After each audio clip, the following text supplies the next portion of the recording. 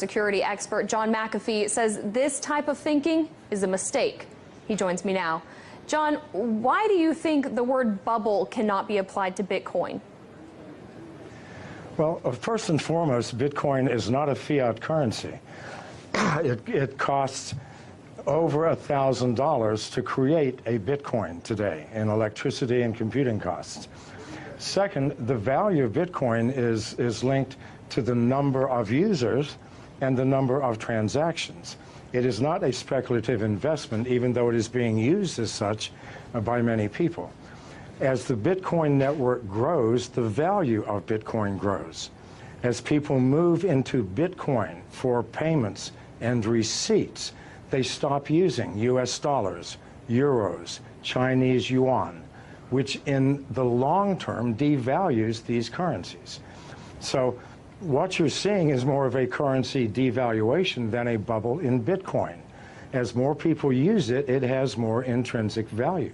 And again, the cost of producing a Bitcoin increases with the value of the Bitcoin. So this is not something that we're pulling out of thin air. This is something that's created with massive amounts of electricity and computing power. Well, someone who disagrees with you on the term of bubble when it comes to Bitcoin is Mark Cuban. Back in June, he tweeted, "I think it's a bubble. I just don't know when or how much it corrects." When everyone is bragging about how easy they're making money, that equals a bubble. Now, when he tweeted that, Bitcoin dipped in price. So how can one person's random Twitter thread have that effect on the price? And what does it say about Bitcoin's stability? Well, it says nothing about Bitcoin stability. After it dropped $500, it's now at 44. So these temporary fluctuations are meaningless, created by speculators, people who do not understand the fundamental technology of the blockchain. Those who do know that in the long term, these fluctuations will make no difference. The more people who use Bitcoin, the more valuable it will become. This is the only metric we can use.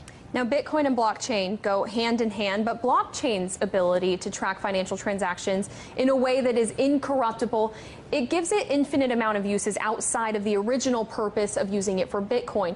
Do you see blockchains overtaking certain aspects of the financial system as we know it now?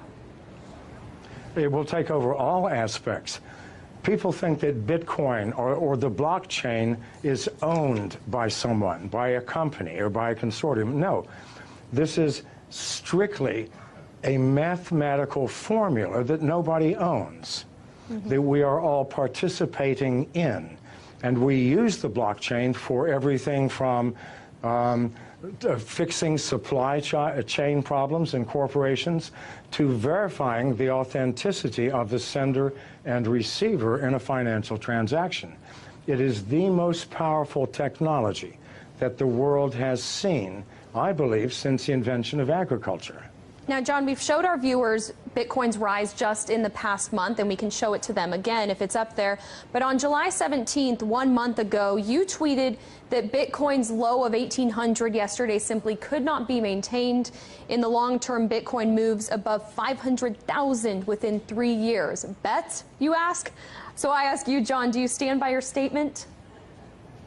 Well, keep in mind, as Bitcoin grows and grows in value, other currencies, national currencies, are going to decline.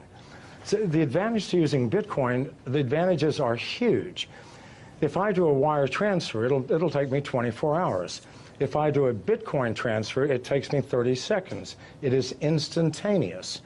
I know people who do not use any other currency now other than Bitcoin. They buy their houses, their cars, everything using Bitcoin by connecting to other users who sell the things that they need.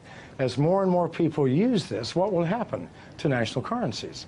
They will obviously devalue. They have to. So that 500,000 includes a massive devaluation in the US dollar, which absolutely has to come if Bitcoin continues to grow at its current rate. Well, it's certainly a community effort, and the Bitcoin community and for other cryptocurrencies, it's only growing. John McAfee, founder of McAfee Incorporated, thank you so much for your thoughts today. In the United States, copyright law allows for the fair use of copyrighted material under certain limited circumstances without requiring permission from the owner. Under the law, determinations of fair use take into account the purpose of use, the nature of the copyrighted work, the amount and substantiality of the work used in relation to the work as a whole, and the effect of the use upon the potential market for the copyrighted work. Other jurisdictions may have similar copyright provisions protecting fair use or fair dealing. If you are uncertain as to whether a specific use qualifies as a fair use, you should consult a qualified copyright attorney. You have the right to take it down.